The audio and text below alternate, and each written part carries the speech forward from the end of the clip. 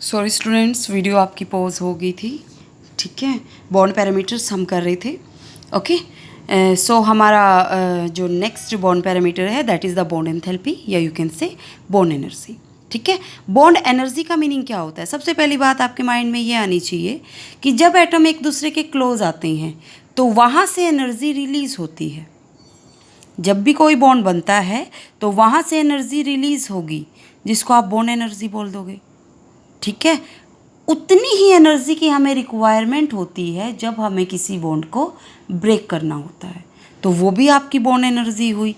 ठीक है, तो बॉन्ड एनर्जी आपके पास क्या होती है? The amount of energy required to break a bond.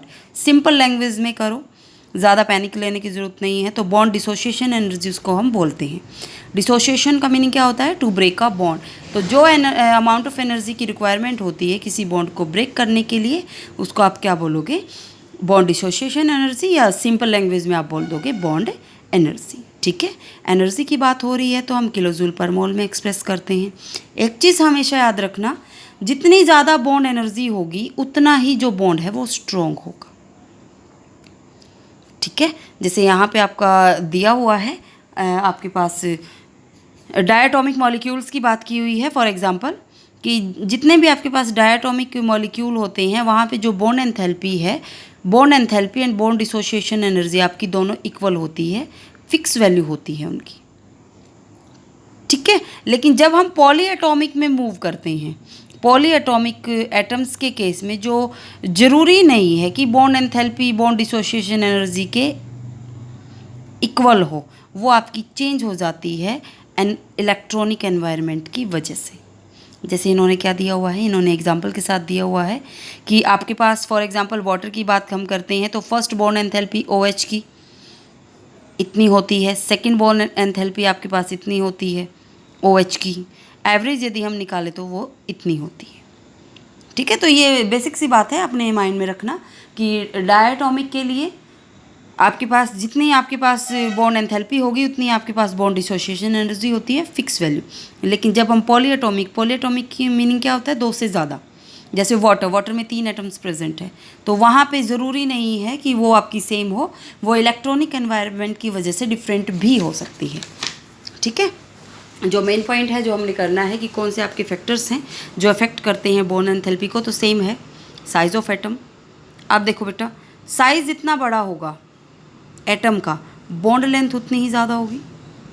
जितनी ज़्यादा बॉन्ड लेंथ होगी, अब आपके पास एक बड़ी लकड़ी है, एक छोटी लकड़ी है, तो बड़ी लकड़ी को तोड़ना इजी होता है, उसमें एनर्जी कम लगेगी एज़ कम्पेयर टू जो शॉर्टर होती है उसमें। ठीक है, तो सेम यहाँ पे है, जितना ज़्यादा साइज़ होगा एटम्स का उतनी ही ज़्यादा बॉन्ड लेंथ होगी। जितनी ज़्यादा बॉन्ड लेंथ होगी उतनी ही कम आपके पास क्या होगी? बॉन्ड स्ट्रेंथ होगी। मीन्स जो बॉन्ड डिसोसिएशन एंथैल्पी है वो भी क्या होगी? आपकी लेस होगी। ठीक है, अब मल्टीप्लिसिटी की हम बात करते हैं तो वही सेम कंसेप्ट हम अप्लाई कर देते हैं। ये तो जो छोटे बच्चों को ये स्टोरी भी कराते हैं कि बंडल दे दिया आपके पास, लकड़ियों का बंडल्स प्रोवाइड करते हैं एंड बोलते हैं कि इसको तोड़ के दिखाओ, जस्ट लाइक दैट। तो यहाँ पे भी सेम है, यदि आपके पास सिंगल बॉन्ड हो उसको ब्रेक करना ईजी होता है ना। ठीक है, लेकिन यदि आपके पास ट्रिपल बॉन्ड हो उसको ब्रेक करना आपके पास मुश्किल होता है। तो हमेशा याद रखना, मल्टीप्लिसिटी जितनी ज़्यादा होगी बॉन्ड डिसोसिएशन एंथैल्पी भी उतनी ही ज़्यादा होगी। मीन्स उतनी ही ज़्यादा एनर्जी हमें वहाँ पे देनी पड़ेगी उस बॉन्ड को ब्रेक करने के लिए। ओके, उसके बाद नेक्स्ट पॉइंट आपके पास आता है number of lone pairs of electron present. हमेशा याद रखना, किसी भी मॉलिक्यूल में जितने आपके पास लोन पेयर प्रेजेंट होंगे उतनी ही ज़्यादा रिपल्शन होगी। जितनी ज़्यादा रिपल्शन होगी ना, रिपल्शन का मीनिंग क्या होता है भाई? एटम्स एक दूसरे से दूर जाना चाहते हैं तो मीन्स उसमें तो हम हल्की सी एनर्जी अप्लाई करेंगे और जो एटम्स है वो सेपरेट हो जाएंगे, तो सेम लेस क्या होगी वहाँ पे? Bond dissociation enthalpy. ठीक है बेटा, सो ये अपने माइंड में रखना, सेट एकदम। उसके बाद नेक्स्ट पैरामीटर आपका आता है बॉन्ड एंगल का। बॉन्ड एंगल के आपके पास क्या होता है? जैसे आप ये शो करते हो, हमने जो सैपर थ्योरी हमने की थी वहाँ पे हमने अलग अलग बॉन्ड एंगल बताए थे।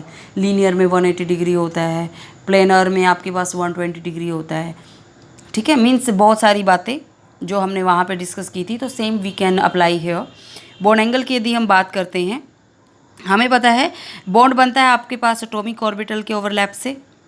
जो ओवर डायरेक्शन होती है ओवरलैप की, वो आपकी डायरेक्शन प्रोवाइड करती है किसी बॉन्ड की।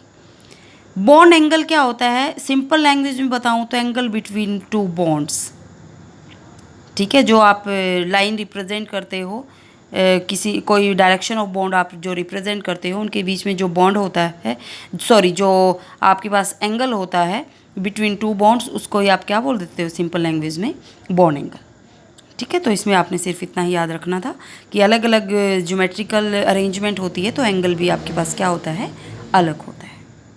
ओके, उसके बाद नेक्स्ट कंसेप्ट है आपके पास बॉन्ड ऑर्डर का। बॉन्ड ऑर्डर सिंपल लैंग्वेज में मैं आपको बता दूं, जो नंबर ऑफ़ बॉन्ड्स के बारे में हमें बताता हूँ। नंबर ऑफ़ बॉन्ड्स कैसे, जैसे एग्जांपल दिया हुआ है, हाइड्रोजन है, एक सिंगल बॉन्ड प्रेजेंट है तो इसका बॉन्ड ऑर्डर क्या होगा, 1।